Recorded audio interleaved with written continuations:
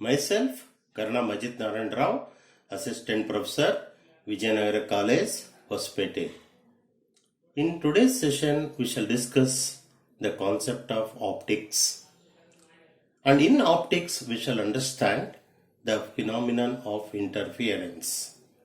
And to explain interference, it is necessary for us to understand the theories of light.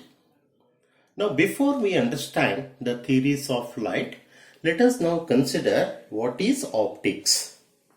Optics is the branch of physics which deals with the study of light. Is called optics. Optics can be divided into three branches, namely geometrical optics, physical optics, and quantum optics. Geometrical optics.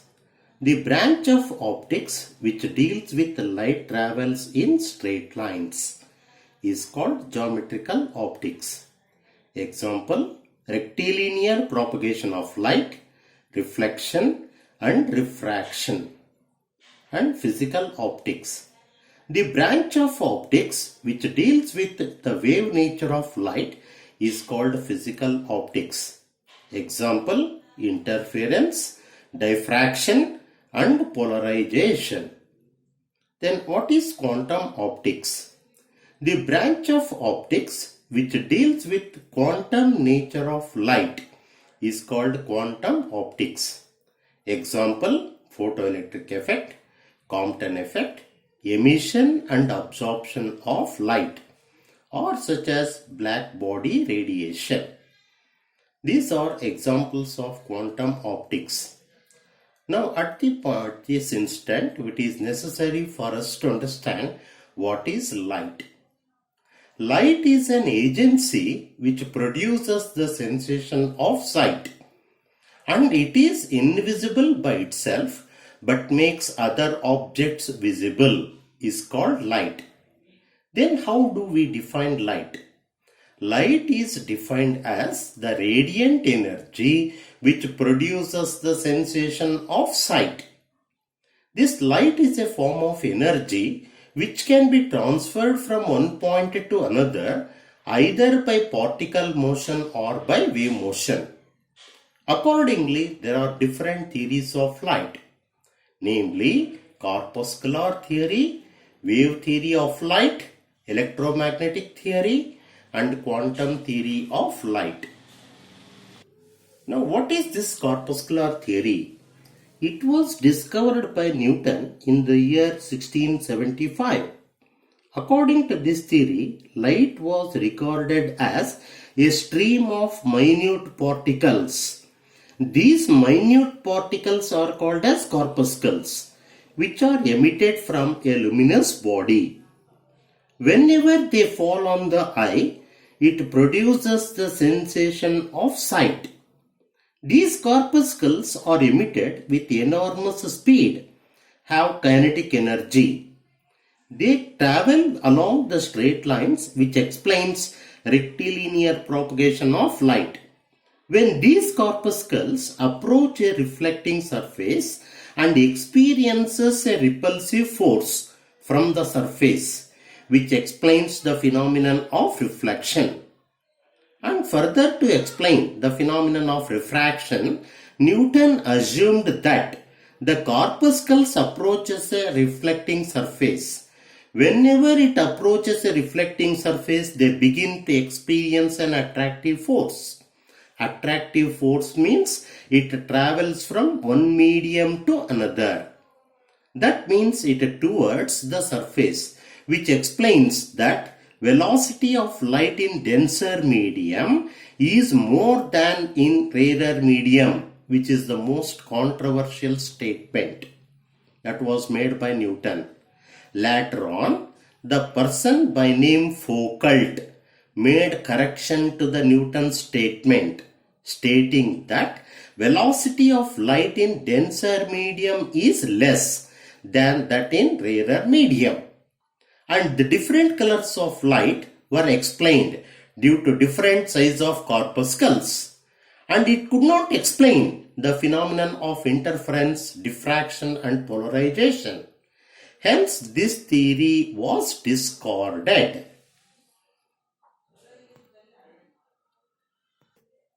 Now let us understand what is this wave theory of light. The wave theory of light was discovered by Einstein in the year 1678. According to this theory, every point of a luminous body is a source of disturbance. That is, atoms and molecules vibrate about their mean position and propagate as a wave. For the propagation of these waves, Einstein assumed the presence of hypothetical medium. Hypothetical medium means an alternative medium. As we know that the entire universe is filled with air. In the same way, he has assumed that the entire universe is filled with ether. Ether is such a medium that which is high elasticity and low density. That means it is properties. These properties are similar to that of air. Whenever the light waves, which when falls on the eye, it produces the sensation of sight. And different colors of light is due to different wavelength of waves. And wave theory satisfactorily explains reflection, refraction, interference and diffraction, but not polarization. And to explain polarization, the Fresnel made correction to the statement of Einstein, stating that the light waves are not longitudinal but are transverse in nature. With this simple correction, it could explain the phenomenon of polarization as well. And it could not explain the presence of ether as a medium. And it fails to explain the phenomenon of photoelectric effect and black body radiation. Hence, this theory is discarded. Now, as the wave theory is discarded, it leads to the birth of a new theory called as electromagnetic theory. This electromagnetic theory was discovered by Maxwell in the year 1878. According to this theory, light consisting of fluctuating electric and magnetic field vibrating perpendicular to the direction of propagation, which propagate as a wave called electromagnetic waves. This theory explains the phenomenon such as interference, diffraction and polarization, but could not explain satisfactorily the phenomenon of photoelectric effect and black body radiation. Hence, this theory is also discarded. Then what is this quantum theory?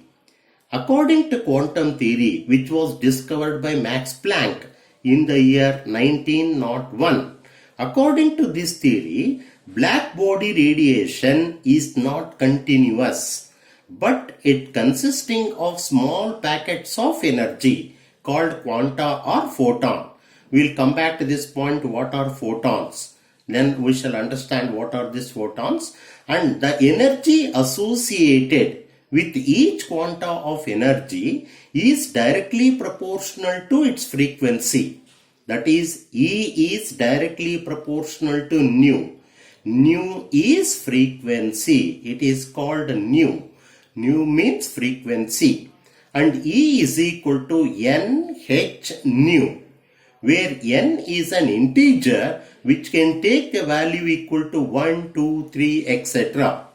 And it could not explain. It could explain satisfactorily photoelectric effect, black body radiation, but fails to explain interference, diffraction and polarization. Now let us understand what are these photons. Photons are discrete packets of energy. The energy of the photon is directly proportional to the frequency, as we stated earlier. That is, E is directly proportional to nu. And the energy of the photon is given by E is equal to NH nu. And the rest mass of photon is 0. Rest mass of photon is 0. And photons travels with velocity of light. that is 3 into 10 raised to 8 meter per second, and they possesses mass when they are in motion, and is given by E is equal to mc square, or m is equal to E upon c square. The mass of the photon is m, that is equal to E upon c square. This is the amount of the mass that is being possessed by the mass of the photon. And the linear momentum is given by E is equal to mc square. Here, if you split this component m into c is equal to E upon c, one component of c is being transferred here. It becomes E by c.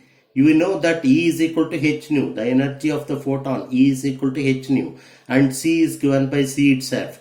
And this value nu upon c is given by 1 by lambda. We know that V is equal to F into lambda. V, velocity, frequency and wavelength, which is given by V is equal to F into lambda.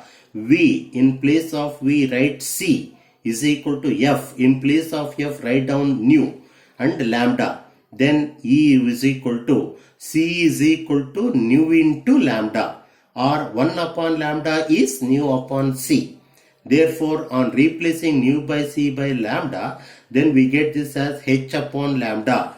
Then momentum is given by P, m into c, mass into velocity. Mass into velocity is nothing but momentum. Momentum P is equal to h by lambda. So, this is the momentum of the photon. Momentum of the photon is P is equal to h by lambda, and they are electrically neutral. In a photon-particle interaction, the total energy and total momentum are conserved, but the number of photons may not be conserved. And the photons of different radiations are of different size. Example, blue photons are larger than that of red, and X-ray photons are still larger, and so on. These are some of the important characteristics of photons. Thank you.